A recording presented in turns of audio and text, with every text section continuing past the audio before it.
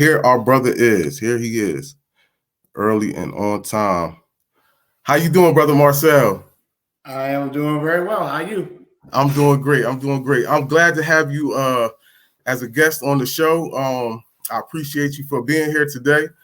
And I'm very happy to be here. Thank you. Please make sure y'all donate to Marcel for Congress at marcelforcongress.com. And yes, so listen, I wanted to start off, right? You brung Gabe For Five, right? That's him, Gabe For Five. Gabriel Piemonte, yes. Yes, you brung him up. So I was listening to that for a little bit, but I worked midnight shift. So as it was going on, once I got to work, the Wi-Fi gets a little janky. So I couldn't really hear it the whole, but the next day, and I thought it was good from what I heard. And then the next day I went on Twitter and everybody was in like an uproar. Well, not everybody, but a lot of people was in an uproar. And I was just thinking, I was like, damn. And I seen one of his post that he actually texted. It was like he tweeted and he was saying he expected the hate. So I got a question, right? Should people who are non-FBA who come into our spaces or come into our movement or whatever, should they expect distrust? And do you get what I'm saying? Should they expect distrust? Should white people, especially white people, you're asking me, should they expect us to be suspicious and even to some extent resentful of them having a presence in our movements? Is that what you're asking me? Yes, sir. Absolutely. And I told Gabriel that, well, Gabriel really didn't reach out to me about doing an interview. It was a member of his team, a guy who has been pushing for reparations for a long time. You probably remember the ADOS hashtag.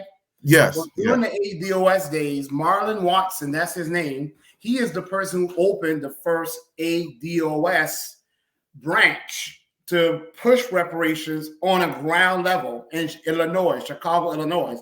So Marlon Watson is a Black American man, descendant of American slaves, freedmen. He reached out to me by having Gabriel on, and I told Marlon and Gabriel, and Marlon already knew it, and Gabriel already knew it. I said, you can expect people to be very suspicious, even to give you a very deserved hard time because of you being in a reparation space that is something that's centered on Black Americans, descendants of American slaves, and you being white. So we absolutely have a right to feel that way. I mean, look at the history of America. How many times have white Americans, by and large, had the opportunity to do the right thing by us? Chattel slavery, Reconstruction, the failure of Reconstruction, Jim Crow, redlining, debtor's prison, sharecropping, the racial massacres, destruction of Black Wall Streets, mass incarceration, the crack epidemic. White people have the power in this nation, and they pretty much have all the wealth. If white people wanted to do reparations and to undo the damage that's been done to Black Americans by the government, they could do so. They have no problems doing it for all these other groups. So we have given white America 800 million chances to do the right thing for us. And every single time we either have to rely on them, because it's not by choice we have relied on them. It's because sometimes we've had no other choice. They have turned around and been terroristic towards us. So I would be suspicious if we didn't give him a hard time. And I do want to say, though, that I have always said policy always, party never. And I said this before, too, race never. I don't want just a Black face in a high place. So Gabriel is one of 12 candidates in his race for District 5 in the city of Chicago. The other 11 are all Black. Not one of them have a lineage-based policy for Black Americans like Gabriel does. Gabriel wants to open up an office of Freedmen Affairs. He calls it a Freedmen's Bureau, but the same thing that will handle all issues particular to the descendants of American slaves, from business ownership to housing. He supports a city-level commission on reparations in the city of Chicago. So that lie that people are saying that he's against reparations is a lie. He said that true reparations can only happen at the federal level, and that's true because the trillions of dollars we are owed, only the federal government can finance that. But he is absolutely not against reparations at the local level, but he wants to make it clear true reparations only at the federal level. So I make no apologies for introducing him. I stand by him.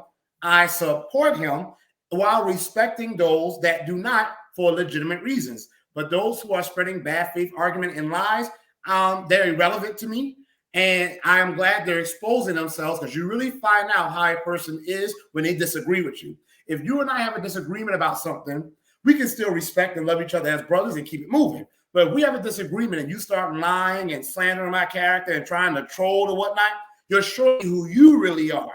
And I will also say it is cowardly for a man, a woman too, but for men, it's cowardly for any man to criticize someone who's doing something that they know needs to be done, but they're not doing it, but they're sitting on the sidelines criticizing other people for doing it.